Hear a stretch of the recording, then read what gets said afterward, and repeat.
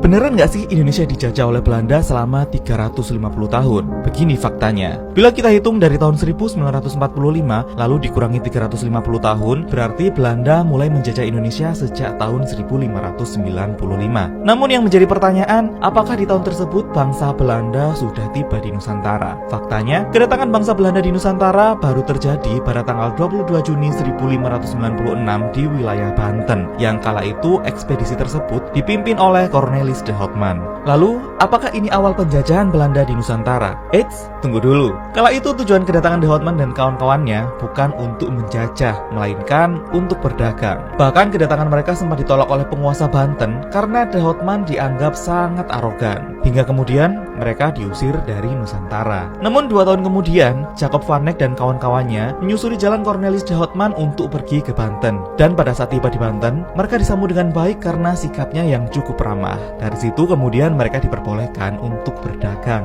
Dan akhirnya mereka pun pulang dengan membawa banyak rempah-rempah. Sesampainya di Belanda, mereka menjual rempah-rempah tersebut dengan harga yang berkali-kali lipat. Ya wajar sih, karena di Eropa kala itu emang sulit ditemukan rempah-rempah. Hal tersebut kemudian memicu perdagangan di perairan Nusantara yang semakin ramai, hingga menimbulkan konflik baik sesama pedagang Belanda maupun dengan pedagang Portugis dan juga Inggris. Hingga kemudian dari situlah mulai didirikan perserikatan dagang yang kita kenal dengan nama VOC pada tahun 1602. Sampai di sini, VOC juga bukan mewakili negara Belanda loh. Bahkan keberadaan VOC hanya bertahan sampai tahun 1799 akibat korupsi yang cukup parah. VOC kemudian dibubarkan dan seluruh asetnya diserahkan oleh pemerintah Belanda. Setelah dibubarkan, Belanda mengubah sistemnya menjadi daerah otonomi yang kita kenal sebagai Hindia Belanda. Sejak tahun 1800, Hindia Belanda berusaha melebarkan kekuasaannya di Nusantara lewat penjajahan. Namun, tentu saja hal itu nggak mudah mereka lakukan. Berbagai perlawanan memerangi Hindia Belanda banyak terjadi di Nusantara dari rentang tahun 1800 hingga 1912. Barulah setelah itu, Belanda dinyatakan secara resmi menguasai seluruh Nusantara karena sudah berhasil mengalahkan seluruh kerajaan yang ada di Nusantara.